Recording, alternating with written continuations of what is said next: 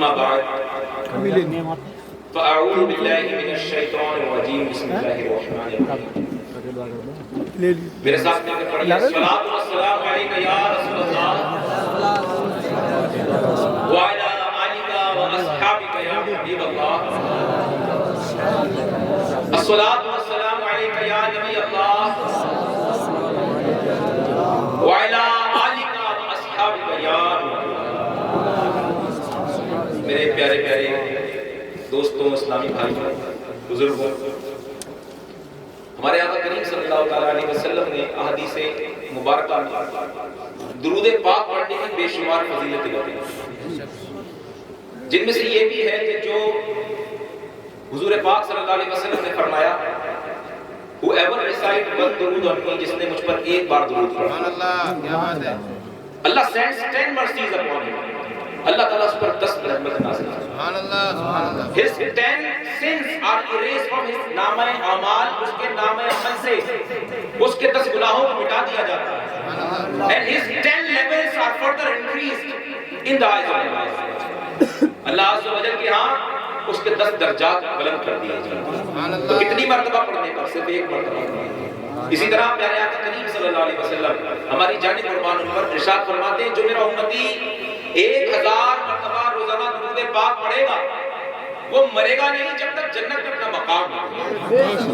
صلو علی الحبیب صلی اللہ علیہ محمد صلی اللہ علیہ وآلہ وسلم۔ کسی مقام سے ایک اللہ والے گزر رہے تھے، ان کا نام ہے محمد بن سلیمان جزوری رحمۃ اللہ علیہ۔ آپ جاتے ہیں تو راستے میں آپ کو پانی کی حاجت محسوس ہوتی ہے، تلاش کرتے ہیں تو دور ایک کنواں نظر آتا ہے۔ اب کنویں کے قریب جا کر دیکھتے ہیں تو نہ کوئی رسی ہے، نہ کوئی ڈول ہے کہ جس سے پانی لے لیا جائے، اور پانی کی کیفیت یہ ہے کہ بالکل تلے کے اندر موجود ہے۔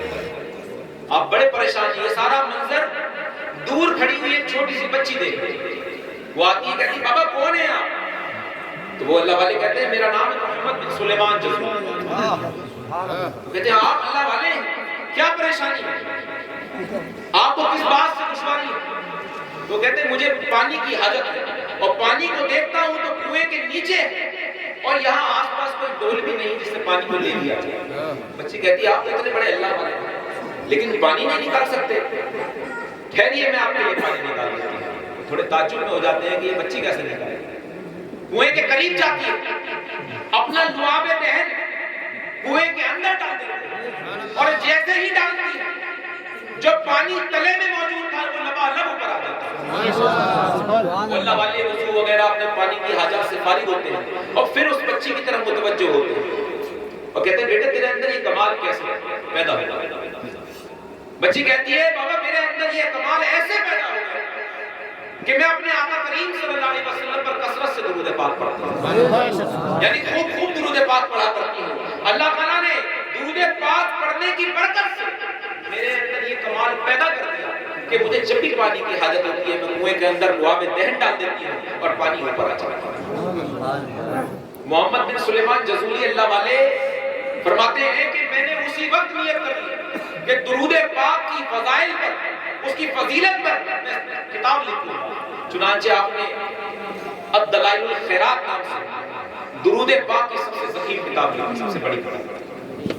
تو ہمیں بھی چاہیے کہ ہم بھی اس میں آگے بڑھیں۔ روایت میں یہاں تک آتا ہے کہ شہد کی مکھی چھتے سے چلتی ہے اور جا کر پھولوں کا کڑوا رس لے کر آتی ہے، تو راستے بھر آخری نبی حضرت محمد مصطفیٰ صلی اللہ علیہ وسلم پر درود پڑتی آتی ہے، جس کی برکت سے کڑوا رس میٹھے شہد میں تبدیل ہو جاتا ہے۔ تو یہ بچی کا یہ حال ہے، شہد کی مکھی کا یہ حال ہے۔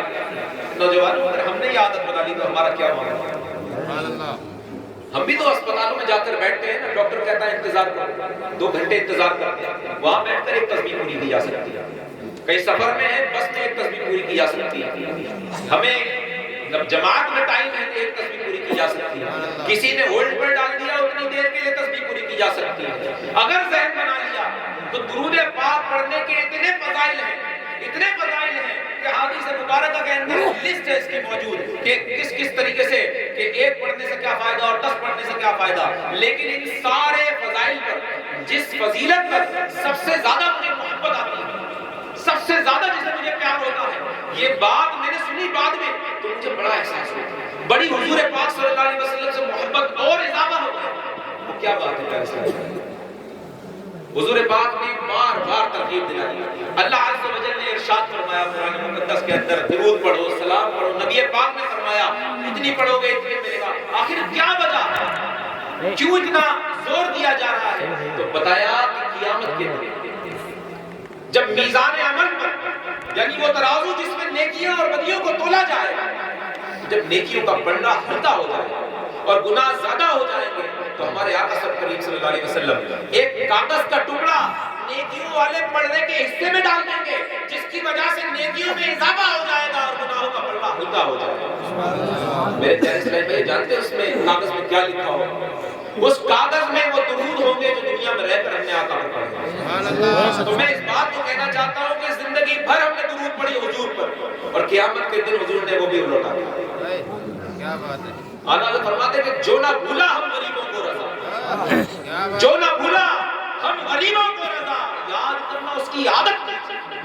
دشمن احمد پہ شدت کیجیے, یعنی حضور کا جو نہیں ہے اس سے کوئی ملنا جلنا, اس سے کوئی مربت نہیں. دشمن احمد پہ شدت کیجیے, ملحدوں سے کیا مربت کیجیے, اور گیس میں پھٹ جائیں بے دینوں کے دل, یا رسول اللہ کی کثرت کیجیے, یا رسول اللہ کی کثرت کیجیے. اور ہمارے آقا کریم صلی اللہ علیہ وسلم کے تعلق سے حدیث میں یہ بھی مروی ہے کہ صرف قیامت کے دن جب یہ منظر ہوگا نا, لوگ پریشان ہوں گے, اپنے اپنے پسینے میں غوطہ زن نظر آتے ہوں گے, اور لوگ جو مسلمان انتقال کر گئے اپنے سیدھے ہاتھ میں ان کا نامہ عمل ہوگا, اور جو کافر کی موت مرے ہوں گے انہیں سینہ توڑ کر ان کے پشت کے پیچھے الٹے ہاتھ میں ان کا نامہ عمل دیا جائے گا. اب یہ پریشانی کا معاملہ ہے جب کسی کی کوئی سننے والا نہ ہو. اس ساری کی ساری دنیا بھٹک بھٹک کر, تڑپ تڑپ کر ہر ایک نبی کے پاس جائے اور کہے گی کہ حضرت آپ بچائیں. ہر ایک نبی یہی ارشاد فرماتے ہوں گے, اذهبوا الى غیری, کسی اور کی طرف جاؤ, کسی اور کی طرف جاؤ. جب ہم سب جمع ہو کے, سارے انبیاء اولیاء تمام امت جمع ہو کر جب حضور پاک کے پاس جائیں گے تو حضور نہیں فرمائیں گے کہ کسی اور کے پاس جاؤ. ارشاد ہوگا انا رہا, میں ہی اس کام کے لیے ہوں, میں ہی اس کام کے لیے, اور شفاعت کرنے کے لیے اللہ تعالیٰ نے مجھے شفاعت عظمیٰ عطا فرمایا, شفاعت کبریٰ عطا فرمایا. میرے پیارے بھائی, کبھی ہم مصیبت میں پھنس جائیں اور پریشان ہو جائیں اور کوئی پوچھنے والا نہ ہو تو ہمارے چہرے کے تاثرات بڑھ جاتے ہیں. اگر ہم تھانے پہنچ جائیں اور چاروں طرف ہمیں سپاہی نظر آئے اور کوئی گھر والا نظر نہ آئے تو پریشان حال نظر آتے ہیں. لیکن کہیں سے ایک چمک نظر آ جائے کہ کوئی تاؤ آ گئے, کوئی ہمارے رشتہ دار آ گئے, ایسا لگتا ہے کہ جیسے جان میں جان. یہی قیامت کا منظر اعلیٰ حضرت نے بڑا زبردست پیش کیا. اعلیٰ حضرت نے جیسے بتایا کہ سارے کے سارے لوگ حشر کے میدان میں سب انتظار میں ہوں گے کہ حساب کتاب اور جلدی سے جنت میں داخلہ مل جائے. تو کہیں سے حضور پاک صلی اللہ علیہ وسلم کی آمد ہوئی. اندھیرے میں اگر اچانک سے لائٹ جل جائے تو کہتے ہیں وہ روشنی کہاں سے آتی ہے؟ سمجھ رہے ہیں بات؟ اندھیرے کے اندر اگر اچانک کہیں سے روشنی آ جائے تو ہر کسی کی آنکھوں میں اس طرح سے دیکھنے کی کیفیت پیدا ہو جائے گی کہ آخر ہو کیا رہا ہے, ادھر کیا معاملہ. اعلیٰ حضرت فرماتے ہیں اس کے جلوے کی جھلک ہے یہ اجالا. اے حشر والو, اے اہل محشر, کس کے جلوے کی جھلک ہے یہ اجالا کیا ہے؟ ہر طرف دیدائے حیرت زدہ تختہ کیا ہے؟ یہ جو آنکھیں حیرت سے پھٹی جا رہی ہیں کہ کس کو دیکھتے ہو رہی ہیں؟ کیا بات ہو گئی حضرت, کیا بات ہو گئی حضرت, آخر ایسا کیا معاملہ ہے کہ سب کی آنکھیں اس طرح متوجہ ہیں؟ کس کے جلوے کی جھلک ہے یہ اجالا کیا ہے؟ ہر طرف دیدائے حیرت زدہ تختہ کیا ہے؟ اللہ فرمائے گا کہ تمہاری گرفت نہیں, اللہ فرمائے گا کہ تم پر رحم نہیں ہوگا. تو بندہ کیا کہے گا؟ ان کی امت میں بنایا انہیں رحمت بھیجی. یوں نہ فرما کہ تیرا رحم میں دعویٰ کیا ہے, اور صدقہ پیارے کی حیا کا کہ نہ لے مجھ سے حساب, بخش بے پوچھے نہ جائے تو نہ جانا کیا ہے. یا اللہ, میں تو اتنا شرمندہ ہو گیا ہوں کہ دنیا میں رہ کر میں نے تیری نافرمانی پر نافرمانی کی. اے رب کعبہ, اب تو پوچھے گا تو میں اور شرمندہ ہو جاؤں گا, اب تو پوچھے گا کہ میں نماز کیوں نہ پڑھی تو میں اور شرمندہ ہو جاؤں گا. اے پروردگار, تم میری حیا نہیں, میرے آقا کریم صلی اللہ علیہ وسلم کی حیا کا صدقہ مجھے بخش بے پوچھے لجائے کو لجانا کیا ہے. اور کہتے ہیں کہ اعلیٰ حضرت فرماتے ہیں بے کسی ہو جو مجھے کرسی سے اعمال کے وقت بے کسی ہو تو مجھے پرسش اعمال کے وقت دوستو کیا کہوں اس وقت تمنا کیا ہے؟ دوستو کیا کہوں اس وقت تمنا کیا ہے؟ قیامت کے منظر کو آپ توجہ کے ساتھ سماعت فرمائیں۔ اب کوئی نماز نہیں پڑھ سکتا، اللہ فرماتا ہے اس کے بعد کوئی مہلت نہیں، نماز کا میٹر ختم، موت کے ساتھ معاملات سب ختم، نیکیوں کے میٹر ختم۔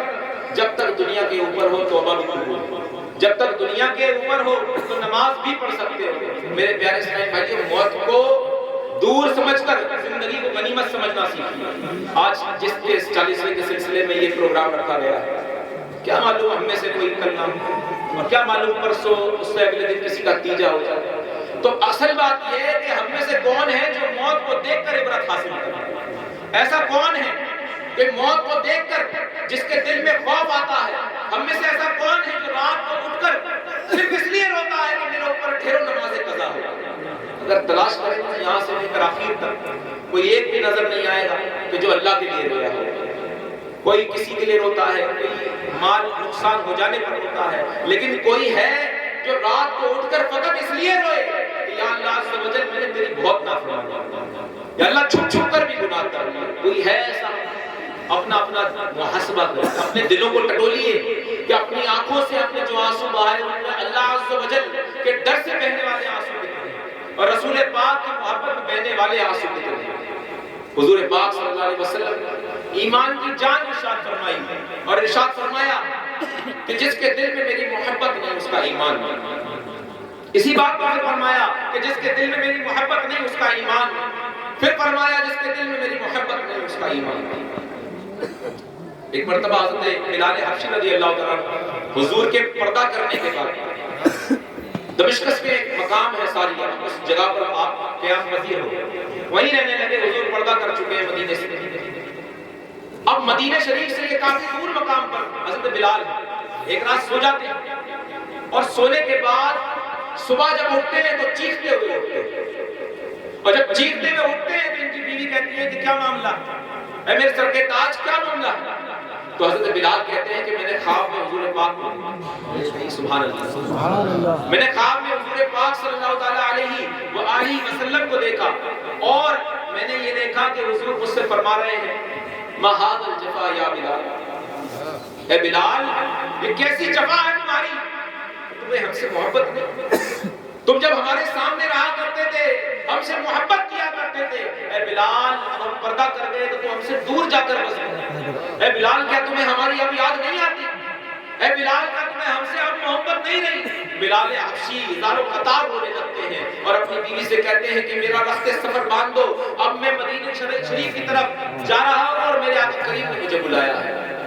اب سوچیں پیارے اسلامی بھائی، ایک عاشق صادق حضرت بلال حبشی جن کے زبان سے حضرت نے فرمایا کہ جن کے زبان سے حضور کا نام کوئی کوڑا نہ چھوڑ سکا، کوئی تپتی ہوئی دھوپ ان کی زبان سے کلمے کا ورد نہ چھوڑ سکے، کوئی بات، کوئی ظلم، کوئی چٹان جو ان کے اوپر رکھی گئی اللہ اور رسول سے انہیں دور نہ کر سکی۔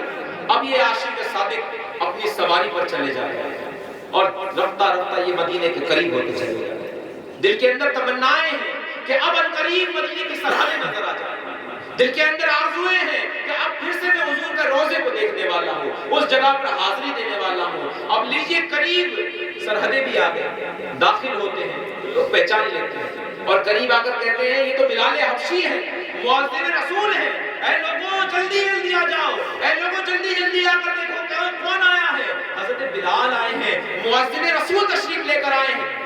اللہ کیا منظر رہا ہوگا، کیا بوڑھے، کیا بچے، کیا عورتیں، کیا مرد، سب کے سب ہجوم لگا لیتے ہیں، بھیڑ لگ جاتی ہے اور کہتے ہیں بلال حبشی تشریف لائے، حضور کے عاشق مؤذن رسول تشریف لائے ہیں۔ حضرت بلال حبشی کے پاس کچھ لوگ آ کر کہتے ہیں بلال حبشی رضی اللہ تعالیٰ آپ ہمیں پھر سے وہ آزان سنا دیجئے جو ہمارے آقا کو سنایا۔ التجائیں کرتے ہیں کہ ہم آپ سے التجائیں کرتے ہیں، ہمیں پھر سے وہ آزان سنا دیجئے جو ہمارے آقا کریم صلی اللہ علیہ وسلم کو سنایا کرتے تھے۔ سب کہتے ہیں، لیکن حضرت بلال حبشی ارشاد فرماتے ہیں لوگوں مجھے سمجھو کہ میں جب اس وقت اذان دیا کرتا تھا میرے آنکھوں کی ٹھنڈک حضور پاک منبر رسول پر بیٹھے ہوا کرتے تھے. جب میں اشہد ان محمد رسول اللہ کہتا تھا تو میری نظر بلا بے ساختہ ہو کر منبر رسول کی طرف چلی جاتی تھی.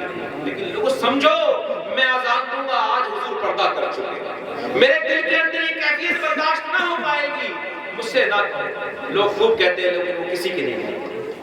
پھر کوئی مشورہ دیتا ہے کہ بلال حبشی کسی کی نہیں مانیں گے, لیکن اگر نواسہ رسول کہہ دیں تو, حسنین کریمین کہہ دیں تو, امام حسن اور امام حسین کہہ دیں تو, یہ ہرگز ٹالیں گے بھی نہیں. چنانچہ انہیں امام حسن اور حسین کو بلا لیا جاتا ہے. آپ آنے کے بعد کہتے ہیں اے بلال حبشی رضی اللہ تعالیٰ عنہ, کیا تم ہمیں وہ اذان نہیں سناؤ گے جو ہمارے نانا جان کو سنایا تھا؟ اے بلال حبشی, کیا تم ہمیں وہ آواز نہ سناؤ گے جو ہمارے نانا جان کو سنایا کرتے تھے؟ اب بلال حبشی کی کیفیت تبدیل ہو جاتی ہے. جو بلال کسی کی بات نہیں مان رہے تھے, نواسہ رسول کو اپنی گود میں اٹھا لیتے ہیں اور دونوں کو ملا کر کہتے ہیں اے میرے آقا کریم کے نواسوں, یہ کیسے ممکن ہے کہ آپ کچھ حکم دو اور میں اس بات پر عمل نہ کروں؟ کیا بات ہے, سبحان اللہ. کہیں ایسا نہ ہو کہ آپ کی بات نہ مانی اور حضور نے مجھ سے پوچھ لیا میرے نواسوں کہ تو نے بات نہ مانی اور مجھ سے محبت کا دم بھرا کرتا تھا, تو کہتے ہیں کبھی ایسا ممکن نہیں ہوگا کہ آپ کی بات کو ٹال دیا جائے. دونوں کو اتار دیتے ہیں, اب اذان دیتے ہیں, دل تھام کر بیٹھیے, کہتے ہیں اللہ اکبر اللہ اکبر. یہ پہلی صدا, اتنی صدا سننی تھی کہ مدینے کے اندر کیفیت یہ ہو جاتی ہے کہ گھروں سے چیخیں نکلنا شروع ہو جاتی ہیں. کیا رسول پاک دوبارہ تشریف لے آئے؟ کیا رسول پاک دوبارہ سے تشریف لے آئے؟ یہ مؤذن رسول ہیں, ان کی اذان دینے کا مطلب یہ ہے کہ ہمارے آقا واپس آ چکے ہیں. لوگ چیخ پکار کرتے ہوئے گھروں سے نکل کر حضرت بلال حبشی کے پاس آ جاتے ہیں. اللہ اکبر اللہ اکبر. لوگ جمع ہو جاتے ہیں. اشہد ان لا الہ الا اللہ, اشہد ان لا الہ الا اللہ. اب وہ امتحانات کے لمحے آ جاتے ہیں. حضرت بلال حبشی کہتے ہیں اشہد ان محمد رسول اللہ. بس یہ کہنا تھا کہ عاشق کی نظر پھر سے اپنے مرکز کی طرف چلے جاتی ہے, منبر رسول کی طرف چلے جاتی ہے. لیکن آج آقا اپنے مزار پر انوار میں آرام کر رہے ہیں. اب منبر رسول پر رسول پاک صلی اللہ علیہ وسلم جلوہ افروز نہیں نظر آ رہے ہیں. بلال حبشی اس کی تاب نہیں لاتا اور بے ہوش ہو. اے عاشقوں, اللہ کے رسول سے محبت کرنے والوں, اصحاب کی محبت کو دیکھو, بے چین ہو جاتے ہیں, بے ہوش ہو جاتے ہیں, اور جب ہوش آتا ہے پھر مدینے نہیں رک پاتے, واپس اپنے شہر چلے جاتے ہیں. اے حضور سے محبت کرنے والوں, یہی درس اعلیٰ حضرت عظیم البرکت ہمیں دے کر گئے ہیں. آخر وقت میں بھی آپ نے وصیت فرمائی, اے لوگوں میرے بعد کون آئے اور تمہیں کیا سمجھائے, لیکن تم اس بات کو مضبوطی سے مانو کہ کسی کو اللہ اور رسول کی شان میں ادنا سی چھوٹی سے چھوٹی گستاخی کرتا پاؤ تو ایسے نکال کر پھینک دو جیسے دودھ میں سے مکھی کو نکال کر پھینک دو. فرمایا پھر تمہارے وہ باپ ہی کیوں نہ ہو, پھر تمہاری اولاد کیوں نہ ہو, رشتہ دار کیوں نہ ہو. صاف کہنا ہے, ہم خواجہ سے بھی محبت اس لیے کرتے ہیں کہ وہ حضور سے محبت کرتے ہیں. ہم صابر سے بھی محبت اس لیے کرتے ہیں کہ وہ حضور سے محبت کرتے ہیں. نہ کسی کے دستار, نہ کسی کی داڑھی, نہ کسی کی گفتار میں وطن ہے. حضور پاک صلی اللہ علیہ وسلم کی محبت کا چراغ جس کے سینے میں جل رہا ہے, ہم اس کے دیوانے ہو جاتے ہیں. علماء فرماتے ہیں قرآن مقدس کی آیت وَرَفَعْنَا لَكَ ذِكْرَكَ, اس میں ارشاد فرماتے ہیں علماء کرام کہ یہاں اللہ نے فرمایا ہے میں کو ہم نے آپ کے لیے آپ کے ذکر کو بلند فرمایا. وَرَفَعْنَا لَكَ ذِكْرَكَ, آج